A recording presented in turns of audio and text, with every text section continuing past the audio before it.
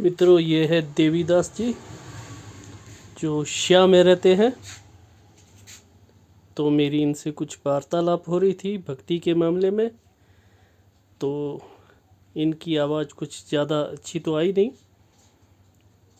उम्र इनकी इस समय 82 साल है और अध्यात्म में काफ़ी आगे हैं। पूरा जीवन उन्होंने साधु का गुजारा है और ये 40 वर्ष की उम्र में तपस्या करने के लिए चले गए थे हिमालय की वादियों में। और उसके बाद इन्होंने यूं ही गुजार के ज़िंदगी गुजारी, किसी के यहाँ रहकर, और कभी भी भीख नहीं मांगी या खाने के लिए किसी के पास आगे गिड़गिड़ाए नहीं। मेहनत की, दिन को किसी के पास काम किया और फिर प्रभु की भक्ति की ओर पहाड़ों और करंदराओं में इन्होंने भक्ति की हुई है। एक बार इन्हें देव दर्शन भी हो चुके हैं। तो ये अपनी पूरी आत्मकथा मुझे सुना रहे थे। सोचा मैंने कि रिकॉर्डिंग कर लूं और YouTube में डाल दूंगा। तो मैंने वैसा ही किया, इनकी रिकॉर्डिंग की। और इनकी मातृभूमि मंडी है, डिस्ट्रिक्ट मंडी है, ऊपर कहीं गांव से है। मैं गांव का नाम तो नहीं लिख पाया। इनकी माता का नाम दुर्गा दास है। माता दुर्गा की इन्होंने तपस्या की हुई है और 82 साल के स्वयं हैं। मैना देवी इनकी पत्नी थी और स्वयं देवीदास इनका नाम है। जो इन्होंने शादी की थी, तो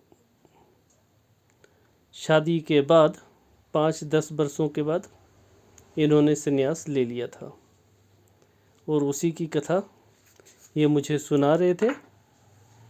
मुझे भी काफ़ी अच्छी लगी, तो मैंने सोचा चलिए रिकॉर्ड की जाती है। इनकी बातों को मैंने पूरे ध्यानपूर्वक सुना है। जो जो सुना वो मैं आपको बता रहा हूँ।